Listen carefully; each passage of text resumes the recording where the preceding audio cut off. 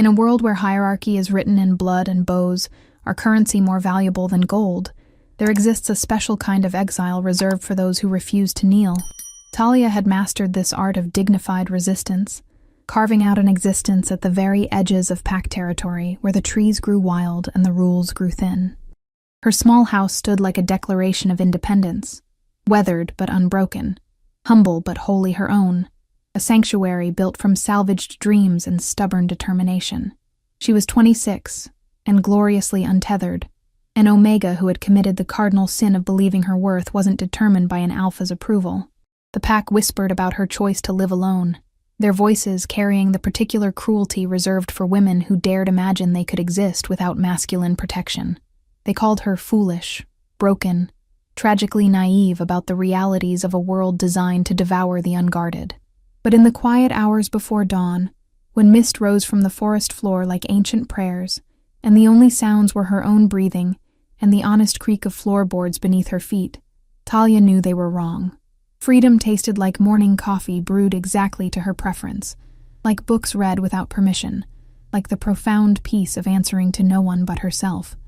Yet even the most carefully constructed independence can be shattered by desperate men bearing crowns too heavy for their heads. When the Alpha King's heir arrived at her door, imperious, entitled, demanding salvation from political chains forged by others, Talia faced a choice that would test every principle she had died to defend. Help him and risk the autonomy she had sacrificed everything to build. Refuse him and watch as forces beyond her control swept them both toward futures neither wanted. But perhaps, in a world obsessed with dominance and submission, the most radical act of rebellion was teaching a prince that true power lay not in commanding others, but in earning the right to stand beside someone who chose to stay. The transformation was about to begin, built not on royal decree, but on the dangerous premise that sometimes the strongest bonds are forged by those brave enough to meet as equals. All it required was one impossible demand, and the courage to answer with terms that would reshape a kingdom. Before we begin, remember to subscribe to our channel and turn on notifications. Every day, a new story awaits you. Now, let us begin.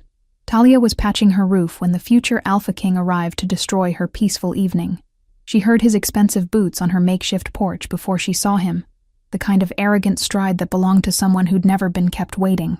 His knock was imperious, demanding exactly what she'd expected from entitled royalty. "Go away," she called without looking down. "Whatever you're selling or demanding, I'm not interested. Open this door. Now." The voice carried genetic dominance that made most wolves submit automatically. Rich, commanding, saturated with authority. "I'm not here for your convenience." Talia paused, hammer raised, studying the figure below. Perfect posture from deportment lessons, dark hair catching moonlight like silk, expensive travel clothes despite their simplicity. Everything screamed wealth, power, and absolute certainty that the world existed to serve his preferences. Exactly the type of alpha that had driven her beyond pack borders. "I'm not here to jump when strangers make demands," she replied cheerfully, returning to her work. "Funny how that goes. Do you know who I am? Someone about to leave if he doesn't learn manners." She positioned another shingle deliberately. "Don't care if you're the Alpha King himself. This is my house, my land, my rules. I am the Alpha King's heir." The declaration hung like a thrown gauntlet. Talia felt her Omega instincts flutter with nervous submission, but years of building immunity to Alpha posturing kept her independence intact. "Congratulations. I'm sure Mama's proud. What do you want?" Prince Kieran, for it could only be him, raked his hair with obvious frustration. She could see tension in his shoulders, hands clenching as he fought between politeness and commanding compliance. "I need a mate," he said reluctantly. "By tomorrow morning, before sunrise." Talia nearly fell off the roof laughing. "Oh, that's rich. Let me guess. Political marriage breathing down your neck? Need quick solution to avoid getting trapped with daddy's choice?" His tightening jaw confirmed her accuracy. "It's not simple," he said through gritted teeth. "Never is with you people." She climbed down with practiced ease. "What makes you think I'd play pretend mate with someone who shows up like I'm emergency services?" Face to face, she saw desperation beneath his commanding exterior. His amber eyes held frustration and genuine fear. Whatever drove him wasn't just political convenience. It was survival. "Because you live outside pack structure," he said, voice dropping to normal conversation. No family or connections to complicate arrangements. And because you're Omega. Ah, there it is. Her voice turned winter cold. The real reason. Need someone whose biology makes the bond believable, but disposable enough you won't feel guilty discarding her later. It's not— Stop right there, Your Highness. She stepped closer, deliberately invading personal space with casual hierarchy disregard that shocked him. I'm not some desperate Omega waiting for alpha validation. I have a perfectly good life without anyone's permission, and I sure don't need entitled princes messing it up. Deafening silence followed, broken only by wind through trees and distant night birds conducting ordinary business. Prince Kieran stared with expression suggesting no one had ever spoken to him so bluntly. Everyone has a price, he said finally. Name yours. My price? Talia laughed humorlessly. Fine. One condition. She gestured toward her ramshackle house, better decades behind it. Mismatched shutters, front porch held by rope and stubbornness, flower boxes blooming with plants most considered weeds. If you want me as mate, even temporarily, you come here. Live by my rules, eat my food, sleep where I tell you, work to earn your keep. No servants, no guards, no royal protocol. Want my help? Learn what life looks like when you can't command through problems. Prince Kieran's eyes widened as implications sank in. You're saying I'd have to live like a real person for once in your privileged life. She crossed arms, studying his face analytically. But your precious dignity's worth more than avoiding whatever marriage trap you've created. You don't understand what you're asking. I understand perfectly. I'm asking you to be human instead of royal. Exist without crowns propping up your ego. Her smile was sharp as broken glass. Question is whether you're brave enough discovering who you are underneath inherited authority. His expression transformed subtly, surprise becoming respect, followed by calculating assessment. She'd presented a puzzle he hadn't expected. If I agree, accept your conditions, what then? Then we do whatever ceremony makes this legal. You get your mating bond to wave at whoever's forcing unwanted matrimony. Talia shrugged casually. Assuming this is about appearances and political maneuvering, not relationship expectations. It is, he confirmed, though admission seemed costly. Good, because I'm not interested playing devoted mate to someone whose partnership idea involves giving orders and expecting gratitude. She turned toward her door. So what's it going to be? Ready slumming with common folk, or taking chances with whatever bride father picked? Prince Kieran followed up creaking steps, movement suggesting he was processing their conversation's surreal nature. At the door he paused, looking back at forests stretching into darkness, the path returning to politics and protocol and inherited expectations. If I do this, there's no going back. Once mating bonds established, even temporarily, it changes everything. Everything was already changing. Question is whether change happens on your terms or someone else's. She opened her door, revealing interior clean and comfortable despite obvious poverty. Handmade furniture around stone fireplace, books stacked everywhere, lived-in warmth from genuinely loved, rather than simply maintained space. Welcome to my palace, she said with mock grandeur. Hope you're not allergic to honest work, because if you're staying, you're contributing. Prince Kieran stepped across her threshold, expensive boots suddenly loud on rough wooden floors. In lamplight, she watched him absorb details. Mended furniture, carefully tended plants, books ranging from practical guides to dense philosophy texts. It's not what I expected. What did you expect? Hovel? Desperate Omega in squalor? Grateful for any alpha attention? Something like that, he admitted with genuine embarrassment. Well, surprise. Some of us handle ourselves fine without alpha supervision. Talia moved through her home confidently, lighting additional lamps, stirring banked fireplace coals to warming life. Though I suppose that concept's foreign to someone who's never worried about his next meal. You're angry. I'm realistic. There's a difference. She settled into her favorite chair, battered recliner rescued and restored with patience and determination, studying him with frank curiosity. So tell me, Prince Kieran, what exactly are you running from that makes this arrangement seem reasonable? His laugh was bitter as winter wind. Marriage to Lady Cassandra Blackwood, designed to unite two most powerful pack territories on the continent. Union strengthening bloodlines, creating political alliances lasting generations. Sounds perfectly reasonable from dynastic perspective. What's the problem? Problem is, Lady Cassandra embodies everything I despise about modern pack politics. Shallow, manipulative, cruel to anyone she considers beneath her station. She sees marriage as opportunity gaining royal power access for personal purposes, not partnership or genuine connection. And you don't get choice. Exactly. He looked at her with something approaching gratitude for understanding his dilemma's core. Unless I present father with established mating bond by sunrise, betrothal contracts get signed and I'm legally bound marrying someone who'll make both our lives miserable for political convenience. Talia nodded slowly, processing information and implications. So this arrangement, what exactly are you thinking? Temporary mating dissolved once immediate crisis passes? If you're willing. His amber eyes searched her face for agreement or rejection signs.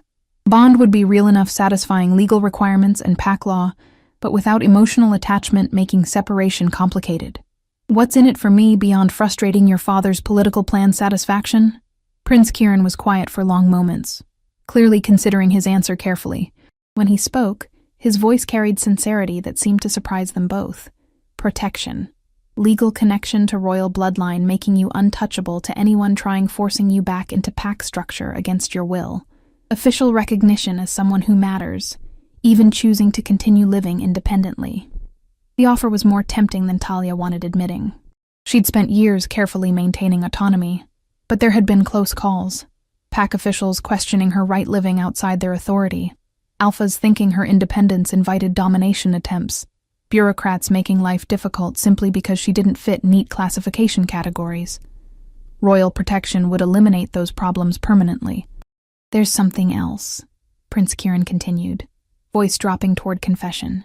I need understanding what I'm fighting to preserve. If I'm challenging the system that created this mess, I need knowing what alternatives actually look like. You think my hermit existence is alternative to royal politics? I think your independence is exactly what I've been missing my entire life. His admission came out rough with emotion he was clearly trying suppressing. I think maybe learning to live without servants and protocol and inherited authority might teach me something important about who I could be making different choices. Honesty in his voice caught Talia off guard, revealing depths she hadn't expected beneath privileged exterior. For the first time since arriving, she saw not entitled alpha heir, but someone genuinely trapped by circumstances beyond control, searching for alternatives not requiring sacrificing everything he might want becoming. All right, but we do this my way, start to finish. You don't get changing rules when living like commoner becomes inconvenient. Agreed. And when this is over, when your political crisis is resolved and you don't need convenient Omega anymore, you walk away cleanly. No trying maintaining connection. No guilt trips about abandoning me. We return to separate lives like this never happened. Something flickered in his expression at her words, but he nodded agreement. If that's what you want. That's what I want, Talia confirmed, though she wasn't entirely sure why the words felt like lies on her tongue. So how exactly does this mating ceremony work? Please tell me it doesn't involve lots of pageantry and witnesses. Legal requirements are actually quite simple. Exchange of vows, physical marking establishing scent connection, registration with pack authorities. Prince Kieran's professional tone suggested he'd researched the process thoroughly. We can handle ceremony here, tonight, file documentation tomorrow morning. Physical marking, bite establishing scent bonding. Nothing intimate beyond that. His cheeks colored slightly, suggesting royal education hadn't entirely prepared him discussing practical mating aspects with someone he'd known less than an hour. Right. Let's get this over with then. Talia rose with brisk efficiency, moving toward her kitchen. I've got ceremonial candles somewhere, and wine I've been saving for special occasions. Might as well use it for something memorable. As she busied herself with preparations, she caught Prince Kieran watching with expression she couldn't quite read, something almost wistful in his gaze, as if already mourning loss of something he'd never actually possessed. Having second thoughts? She asked, noticing hesitation. No, just grateful. I know this arrangement benefits me more than you, and I want you knowing I don't take that for granted. Good, because after tonight, you're learning exactly what gratitude looks like when backed by actual work. She moved through her humble home with confident purpose, gathering simple materials needed for ceremony that would bind them together in ways neither fully understood. Outside, night wind carried scents of pine and distant rain, and somewhere in darkness, forces that would try tearing them apart were already marshalling for battles yet to come. But for now, in warm lamplight circles, two people who'd never expected needing each other prepared forging connection that would change both their lives in ways they couldn't possibly anticipate. "Are you ready?" Prince Kieran asked as she finished lighting candles that would witness their vows. "I've been ready since you showed up with your ridiculous demand," Talia replied, with smile equal parts challenge and invitation.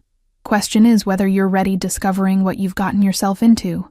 The ceremony that followed was unlike anything recorded in royal protocol, conducted in run-down house at Nowhere's Edge by two people who barely knew each other, but were about becoming bound in ways transcending politics or convenience.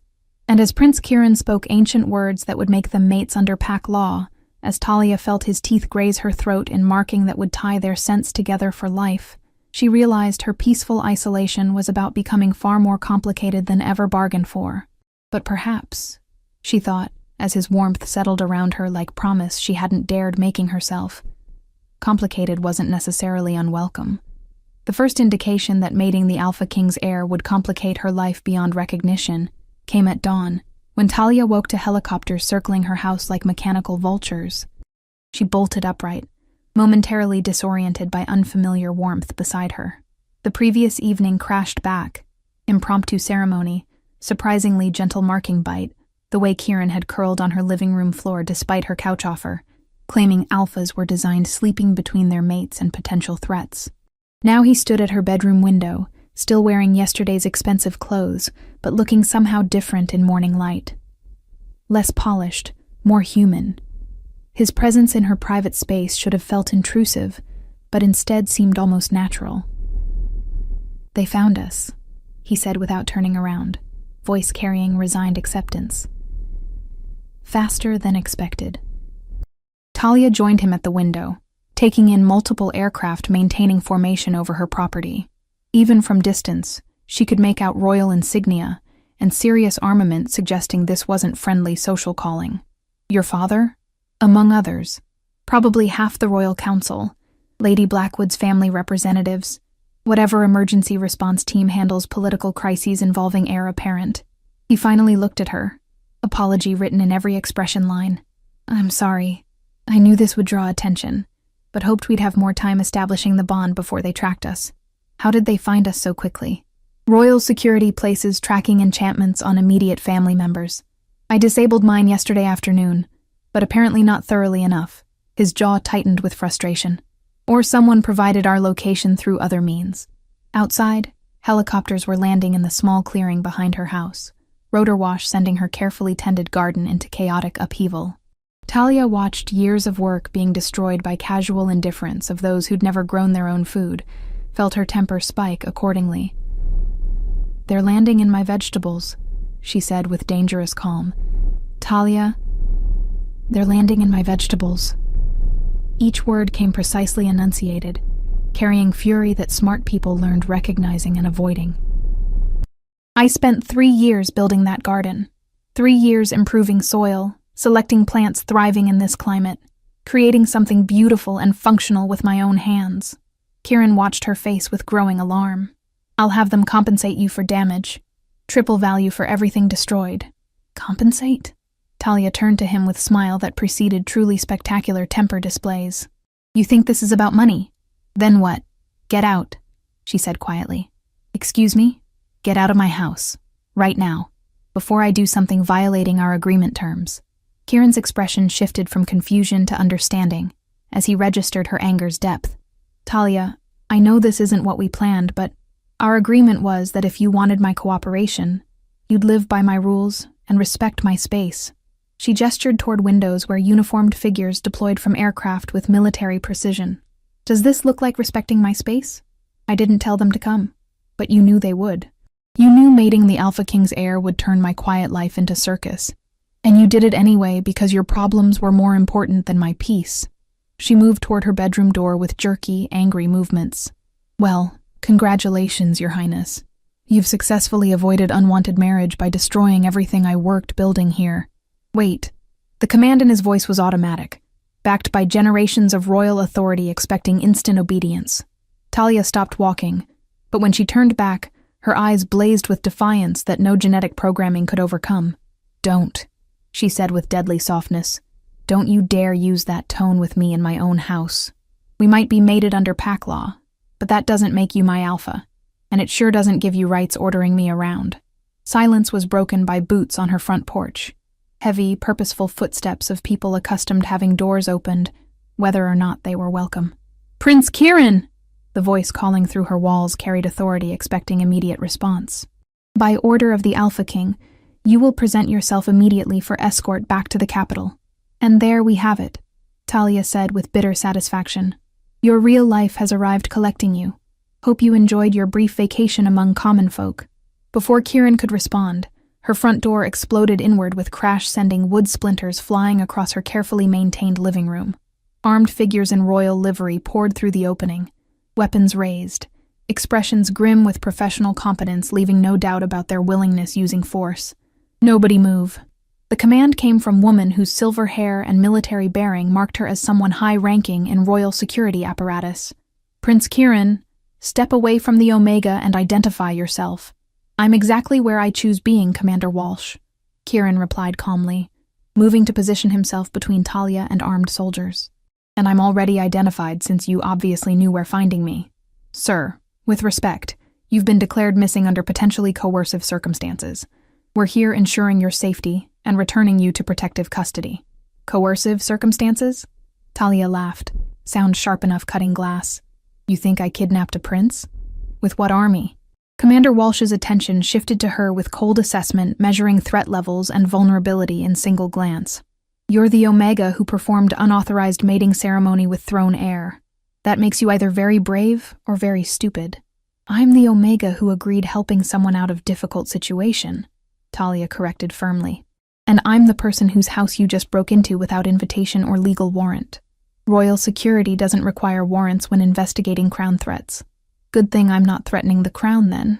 I'm just demanding people show basic respect for my property and rights." The standoff that followed was tense with violence possibilities, broken only when new voice cut through confrontation with absolute authority, making even armed soldiers step aside. "That's enough." The Alpha King entered through her doorway destruction with bearing of someone accustomed having reality reorganize around his preferences. He was tall, imposing, radiating power that made Talia's Omega instincts scream warnings about dominant predators and challenging their authority prices. Behind him walked woman, whose elegant beauty was spoiled by cruelty that turned her smile into weapon. Lady Cassandra Blackwood, undoubtedly, arriving to reclaim her wayward fiancé. "Father," Kieran said formally, offering bow that managed conveying respect without subservience. "I wasn't expecting you handling this personally. I wasn't expecting my heir running off and mating some random Omega to avoid his responsibilities," the Alpha King replied with controlled fury that could level cities when finally unleashed.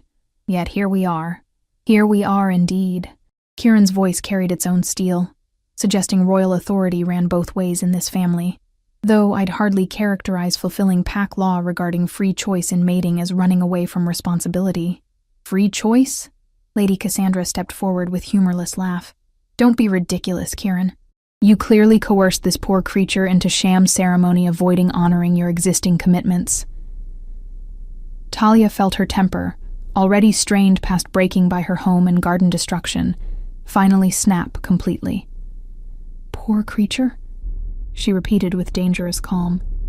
"Coerced. Lady, you don't know me well enough making assumptions about my decision-making capabilities." "I know enough," Cassandra replied dismissively. "I know you're Omega, living alone beyond pack protection, probably desperate enough accepting any offer seeming to improve your circumstances. I know you're hardly the type of woman who could attract genuine royal interest without employing manipulation or worse." The insult hung in air like thrown challenge.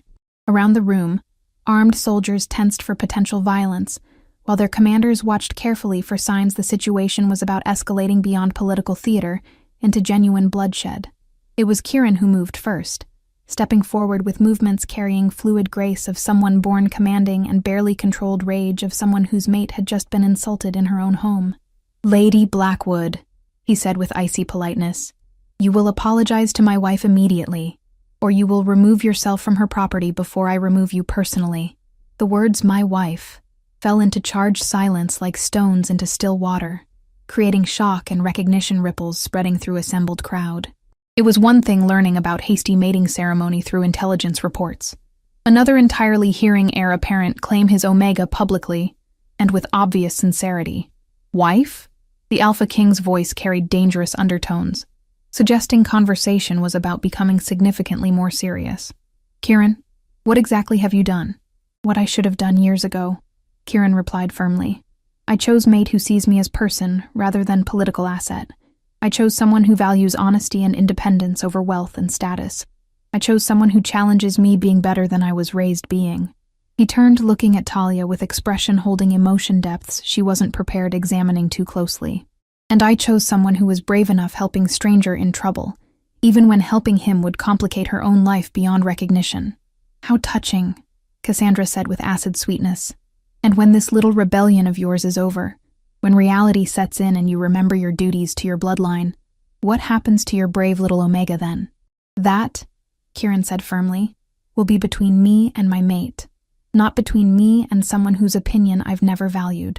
The confrontation was interrupted by yet another voice arrival, this one belonging to someone Talia recognized with sinking heart as regional pack coordinator, bureaucrat whose job involved ensuring Omega rights were respected within established pack law. Forgive interruption, Your Majesty, the coordinator said with nervous deference, but there appears some confusion about this mating's legal status. What kind of confusion? The Alpha King demanded. Well, sir, according to documentation filed this morning, ceremony was conducted according to all established protocols. Voluntary participation by both parties, proper witnesses. What witnesses? Cassandra interrupted sharply. There was no one else present. Actually, ma'am, pack law recognizes spiritual witnessing as well as physical. Ceremony was conducted in presence of household spirits and ancestral energies, which constitutes legal witnessing under traditional protocols. The coordinator's explanation sent surprise murmurs through assembled soldiers and officials. Most modern matings were conducted in formal settings with extensive guest lists and official oversight. The idea that two people could bind themselves together with nothing but candles and sincere intention wasn't technically illegal, but certainly irregular. Furthermore, coordinator continued with growing confidence, both parties are legal age, neither is bound by previous mating contracts, and the Omega in question appears having entered arrangement willingly and with full understanding of implications. Appears to have? The Alpha King asked with raised eyebrows. Well, sir, that would need confirmation through direct questioning. But initial evidence suggests this is legitimate mating rather than coercive arrangement. All eyes turned to Talia, who found herself attention center in ways she'd spent years carefully avoiding. Smart thing would be acknowledging mating had been temporary arrangement, designed solving Kieran's immediate problem without creating long-term complications.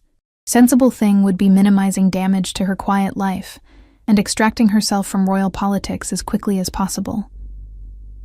Instead, she looked around at her home's destruction, her garden's ruin, casual dismissal of her autonomy and intelligence, felt her stubborn independence assert itself with crystalline clarity. Let me make something perfectly clear, she said, voice carrying across room with surprising authority. I entered this mating willingly, with full understanding of what I was agreeing doing. Prince Kieran didn't coerce me, manipulate me, or take advantage of any desperation on my part.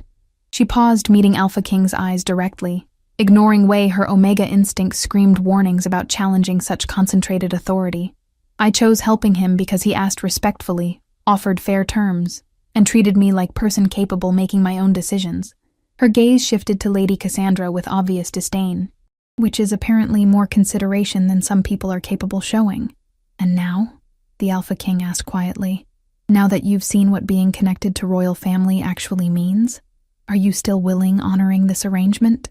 Talia looked around at chaos that royal attention had brought to her carefully ordered life. Her door hung off hinges. Her furniture was scattered and damaged. Her garden, 3 years of patient work, was destroyed beyond any quick repair hope. Then she looked at Kieran, who watched her with expression mixing hope and resignation in equal measure. He was expecting her to walk away, she realized. Expecting her deciding association cost with him was higher than she was willing paying. That depends, she said finally. On what? On whether your son is prepared honoring our agreement. She fixed Kieran with level stare, carrying weight of everything they'd discussed the previous night. We had deal. He lives by my rules, contributes to household, learns what life looks like without crown cushioning every step. And in exchange? In exchange, I provide whatever cooperation is necessary, helping him avoid unwanted marriage. She shrugged, as if discussing something no more significant than weather. Seems to me like that arrangement is still mutually beneficial. You can't be serious, Cassandra said with disbelief. You're actually suggesting throne heir should live like commoner? I'm suggesting if he wants my continued cooperation, he honors terms we agreed to. Talia's smile was sharp as broken glass. Of course, if those terms are unacceptable, he's free exploring other options. Silence that followed was deafening, broken only by wind through her broken door and distant bird calls conducting ordinary business. Around room, soldiers and officials exchanged glances, suggesting they'd never witnessed anything quite like this confrontation. It was Kieran who broke standoff, stepping forward with movements carrying decision and resolve in equal measure. Father, he said formally, I request permission remaining here as agreed, to honor my mating bond terms, and learn what my mate considers important for my education. Kieran, Alpha King said with parental authority, transcending royal protocol. Think carefully about what you're asking. Once you make this choice, there will be consequences going far beyond your personal preferences. There are already consequences, Kieran replied steadily. Question is, whether those consequences result from choices I made for myself, or choices others made for me. Alpha King studied his son's face for long moments, apparently reading determination that couldn't be shaken by threats or bribes or royal disapproval. When he finally spoke, his voice carried weight of decisions that would reshape kingdoms. Very well, but understand this. If you choose honoring this arrangement, you do so without royal protection or support. You live as she lives, by work of your own hands and strength of your own character. I understand. And when you fail, when common life reality proves too difficult for someone raised in luxury, you return home without complaint and honor commitments your bloodline requires. If I fail, Kieran agreed, but not before I've given this arrangement fair trial. Alpha King nodded once, then turned attention back to Talia, with eyes holding assessment depth she wasn't sure wanting to understand. And you, Omega, are you prepared for what you've taken on? Raising royal heir to understand common life is not responsibility that can be undertaken lightly. I'm prepared treating him like anyone else who wants living under my roof, Talia replied firmly. No special privileges, no allowances for inexperience, and absolutely no tolerance for complaints about how hard things are compared to palace life. Good. Something that might have been approval flickered in Alpha King's expression. Because if you succeed, teaching my son what he needs learning, you will have done something that 20 years of royal education failed accomplishing. He gestured to his entourage, who began filing toward door with military precision. But before leaving, he paused, delivering one final warning. Engagement to Lady Blackwood is postponed, not cancelled, he said quietly. This arrangement buys you time. Nothing more. Use it wisely. After they were gone, after helicopters had departed and Forest had settled back into usual peace, Talia and Kieran stood together in her home's wreckage and surveyed damage that royal politics had brought to her carefully maintained sanctuary.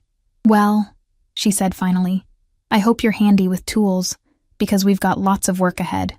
Kieran looked around destruction with something approaching dismay. I've never actually, that is, I don't have much experience with real work, Talia supplied helpfully. With fixing things that break? With building something from nothing but effort and determination? Something like that. Good thing you've got excellent teacher then. Her smile carried challenge and invitation equally. Ready for your first lesson in living like everyone else? As they began assessing damage and planning repairs, Talia reflected on morning revelations. She'd agreed to simple arrangement, temporary mating in exchange for royal protection and political maneuvering, frustration, satisfaction.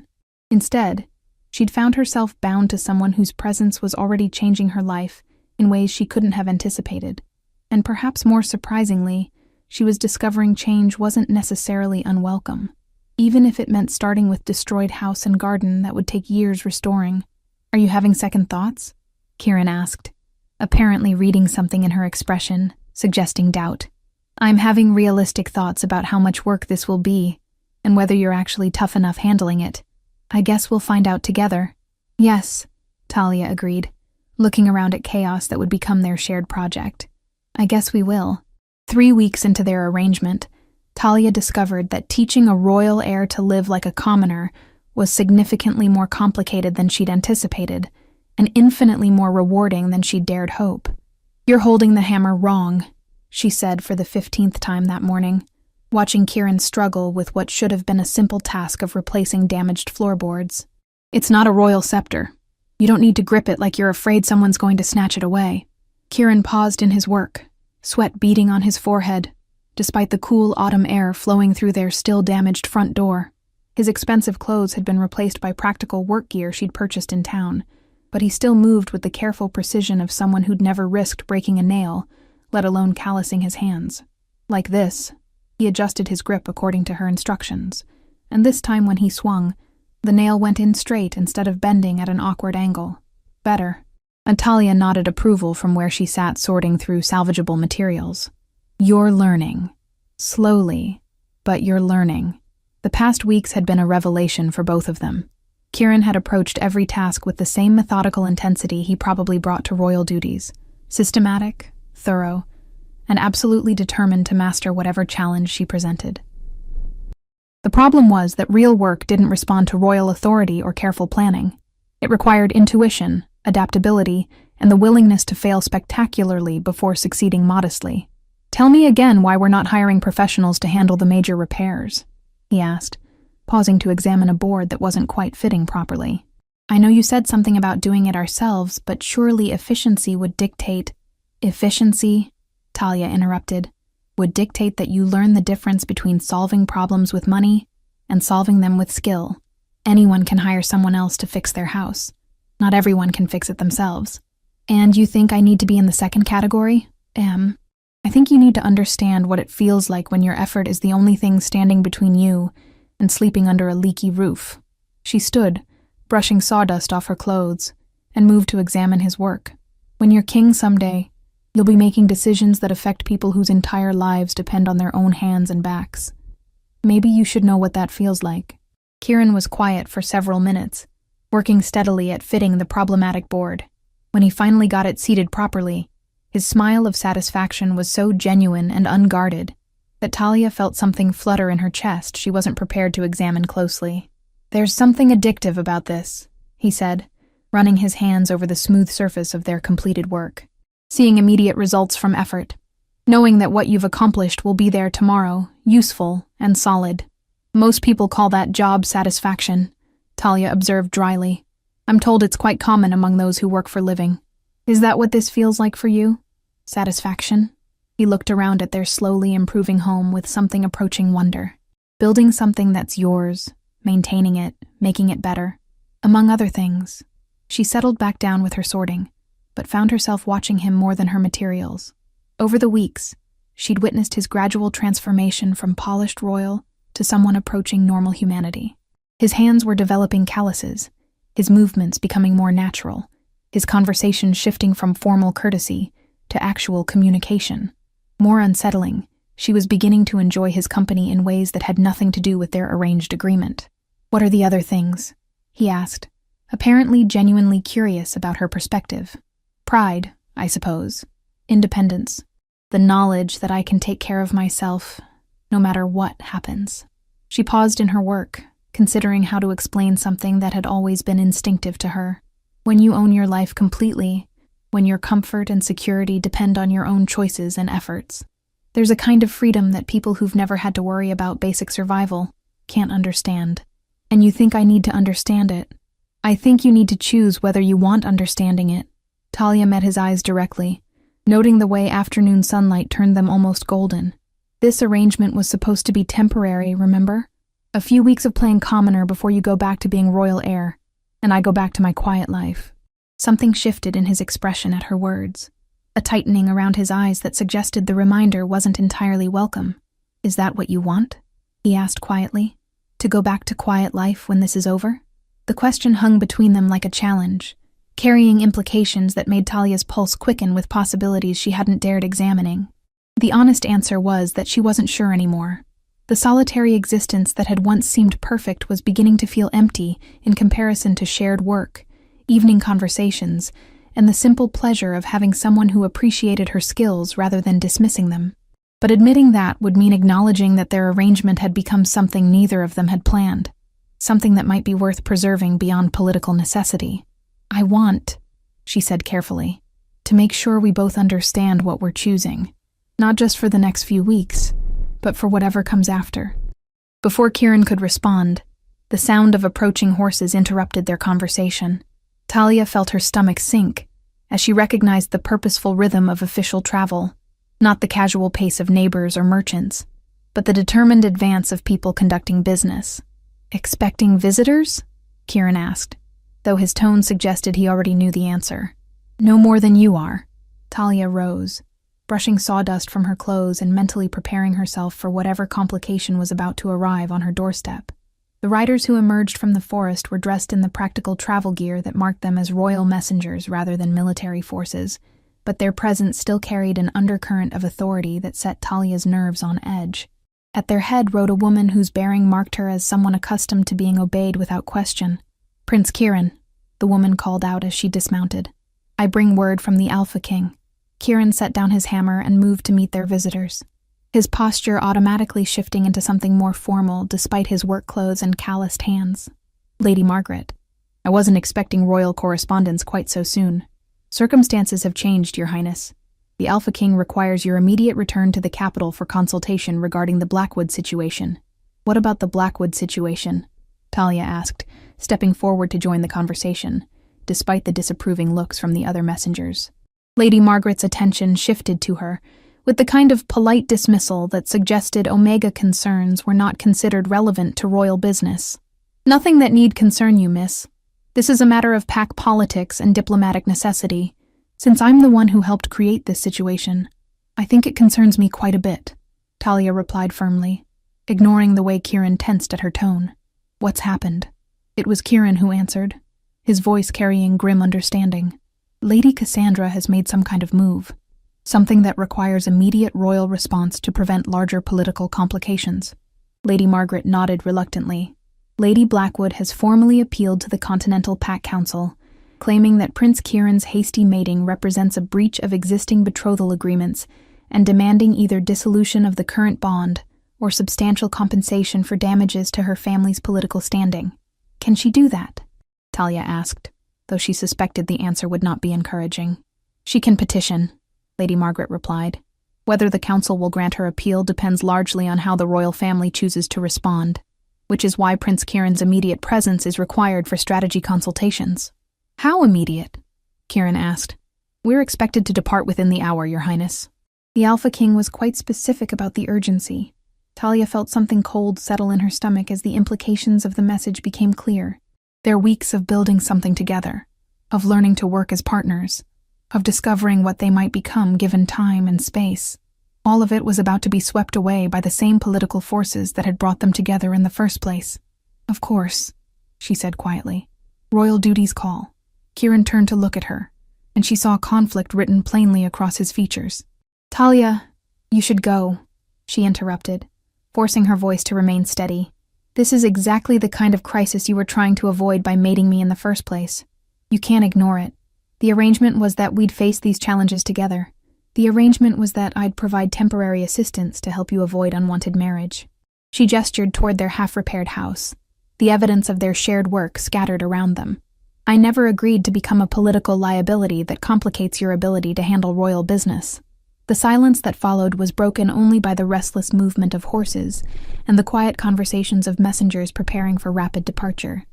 Lady Margaret watched their exchange with the kind of professional interest that suggested royal romantic complications were a familiar aspect of her duties.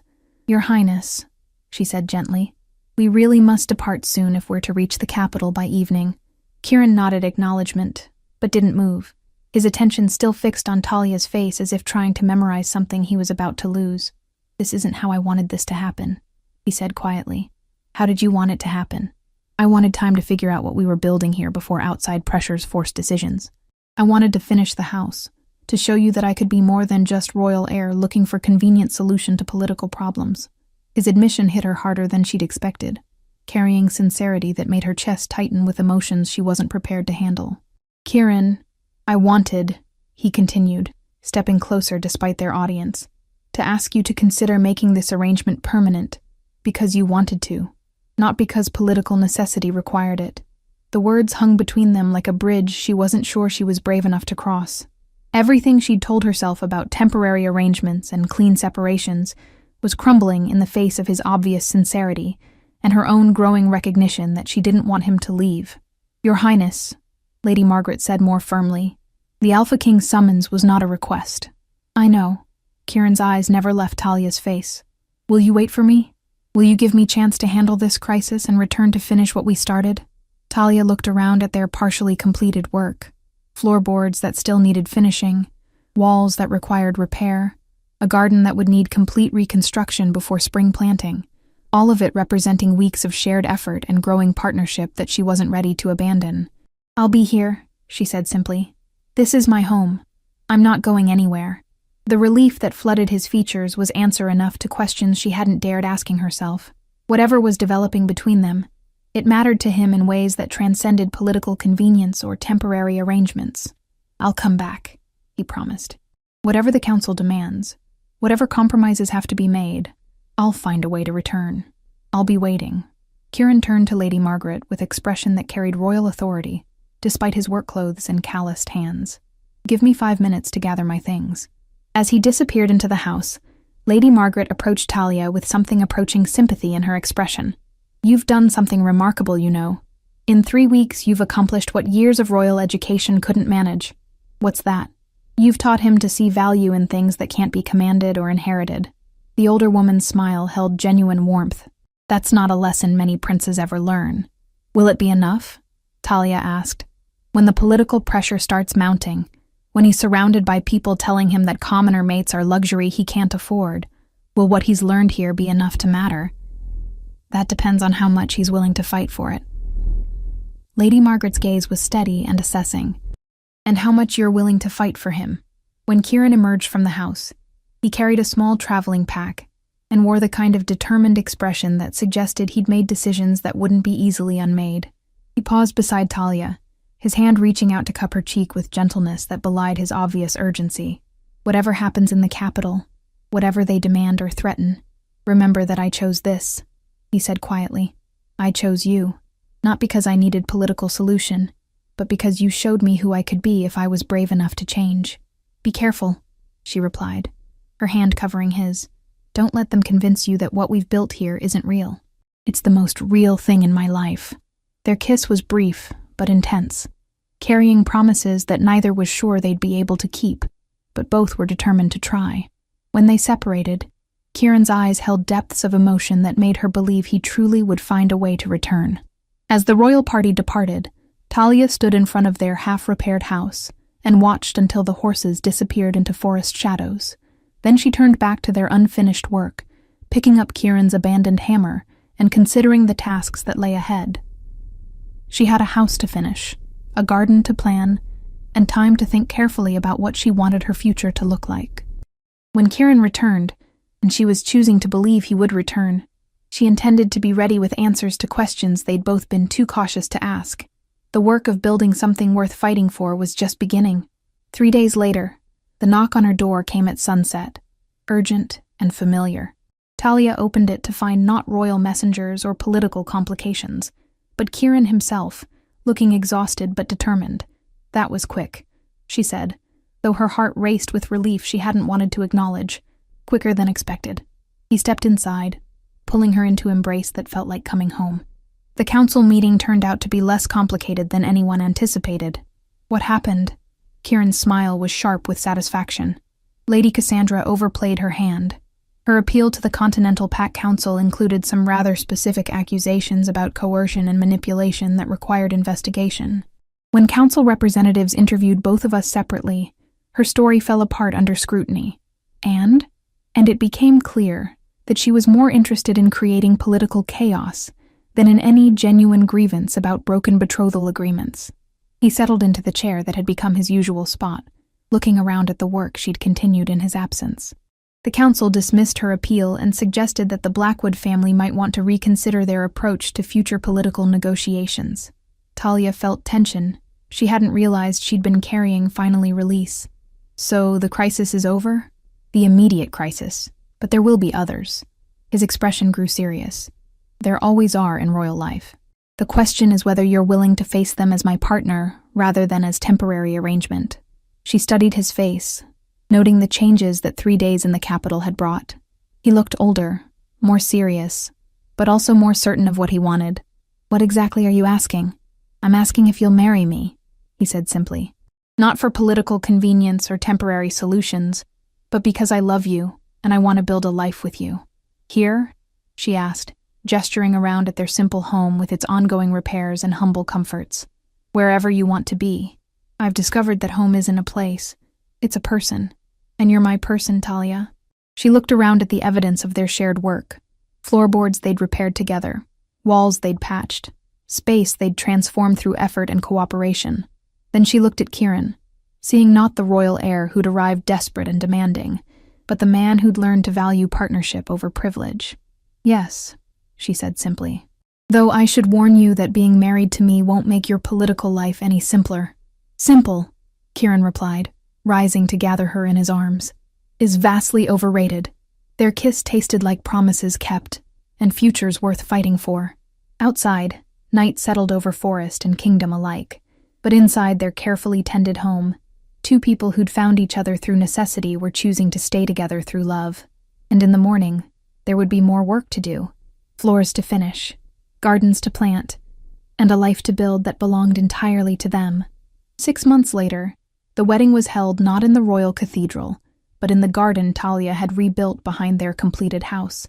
Representatives from every major pack attended, not because protocol demanded it, but because the story of the Alpha King's heir who'd learned to value love over political advantage had captured imaginations throughout the realm.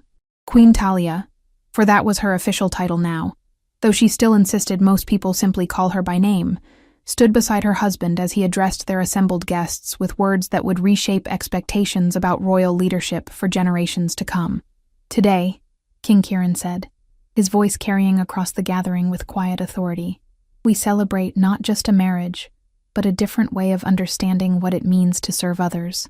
My queen has taught me that true leadership comes not from commanding obedience, but from earning respect through honest work and genuine care for those we're privileged to serve.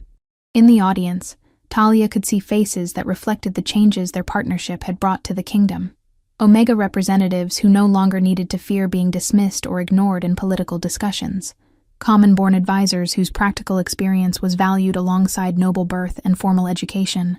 Young nobles who were learning that privilege carried obligations rather than simply benefits. The crown we wear, Kieran continued, belongs not to us, but to everyone whose lives are affected by our decisions. We are stewards, not rulers, partners in building something better, not authorities demanding submission. When the ceremony concluded, when the last guests had departed and they stood alone in their garden under starlight, Talia reflected on the impossible journey that had brought them to this moment. Any regrets? Kieran asked, using the question that had become traditional between them. About which part? Agreeing to help desperate stranger? Demanding that royal heir learn honest work? Marrying someone whose idea of romance involves rebuilding houses together? All of it. Everything that brought us here. Talia looked around at their garden, their home, their life built through shared effort and mutual respect. Then she looked at Kieran, her partner, her king, her perfect complement in all the ways that truly mattered. Not one, she said finally. Though I do sometimes wonder what would have happened if you'd been less arrogant when you showed up demanding temporary mate. Then someone else would have taught me better, Kieran said with absolute confidence. Because destiny doesn't depend on any single choice or moment. It depends on the willingness to change when change is necessary, even when change is difficult, especially then. He pulled her closer, his arms wrapping around her with same protective instincts that had first drawn them together. After all, what could be more difficult than a poor Omega teaching royal heir that everything he'd been raised to believe about power was wrong? When you put it like that, Talia said with a laugh, I suppose we can handle anything. In the distance, lights from their kingdom's settlements glowed like stars scattered across the landscape, communities where Omega voices carried weight in council meetings, where common-born citizens knew their concerns would receive fair hearing, where the crown's authority was balanced by accountability to those it served. A temporary arrangement had purchased more than political solution. It had bought transformation that would echo through generations, proving that sometimes the most profound changes begin not with royal decree, but with ordinary people brave enough to demand better from those who claim to lead them. If you enjoyed this story, a like or comment really helps. And if you wish to hear more tales like this one, make sure you subscribe so you never miss the next tale.